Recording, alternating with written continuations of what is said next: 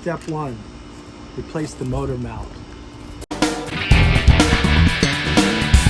I threw everything in here. I hope it's still there. So tip would be put these in a bag and label them. I got a little carried away taking this apart and was just like, go, go, go. Maybe this longer one. Yes, yes. So when the collision happened, this is my thought, is that this guy just went.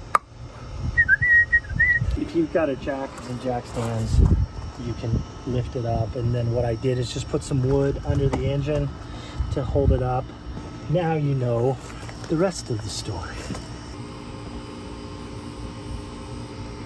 So this clamps down and I guess keeps that from jumping up. And then when I get these into place, all these bolts, I'm going to fight this getting in there. It's kind of, you scratch your arm up a couple times, but I am going to torque these down to spec.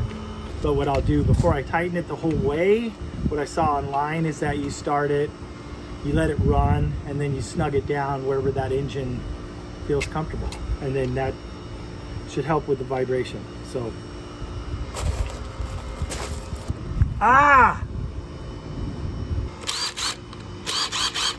won't use this for the motor mount, probably not, but this makes stuff a little easier.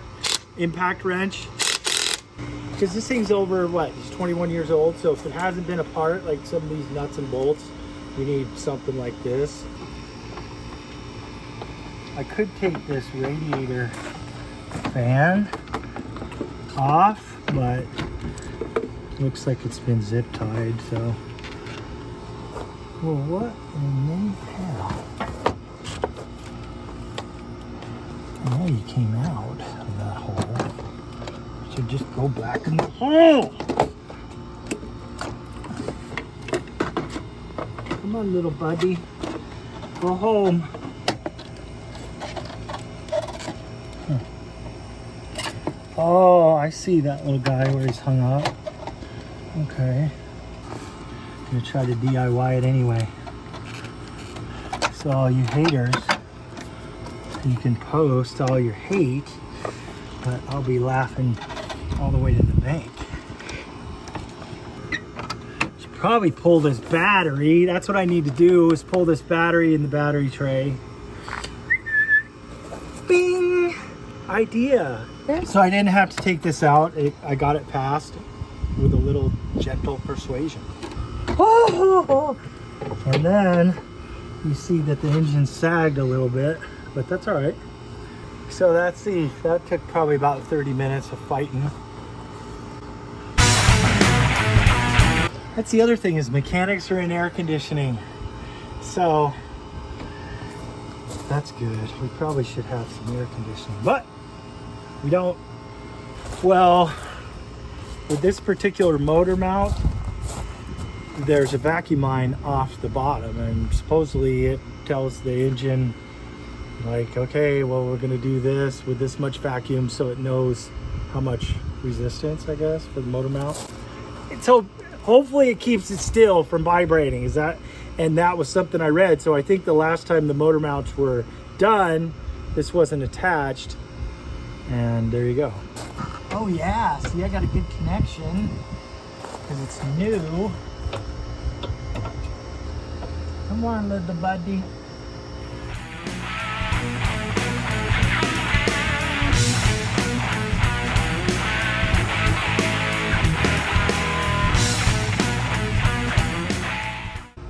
He's not wanting to go in by hand, so I'm gonna have to.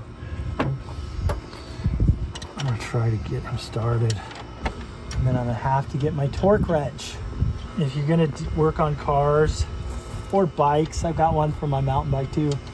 A torque wrench basically means how much muscle to tighten it, and it will beep or click or something, and that means that it's safe. Because if you don't tighten stuff up enough, like, it might feel like it's gonna break, but if you haven't torqued it, it could come off or be a problem. Or so I've heard. I don't know, because I'm not a mechanic. I just play one on TV. So the thought is, see this one I'm working on, is you crank him down super tight. He's going to be happy because he's attached to the engine and he's not going anywhere. I'll torque him down. And then these guys down below, they'll stay kind of finger tight as you run the engine and then let the motor mount kind of settle. These Hondas are notorious for engine vibration. So what I've been using is my friend Chat GPT, and he's helped me out a couple times on this, and I'll show you some of the stuff I've searched, but he's been wrong about a couple things. I'll ask him, like, oh my gosh, like, we'll post some of the stuff that it's helped us figure it out, but Chat GPT might even show you, they'll show you a diagram, they'll show you, I'm going to ask it its torque. See how that perchet is round there? I'm going to guess it's just going to go like that to protect that roundness. This is a torque wrench, and then you set your pounds, torque foot-pounds, okay? But get them on there. There we go. Let's see what we're at.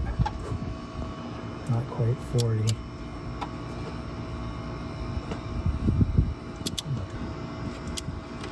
There it is. Did you hear it? There it is. 40 foot-pounds. And I'm just going to do that guy first because, like I said, I've explained it too many times, but we're going to run it. We're going to start it.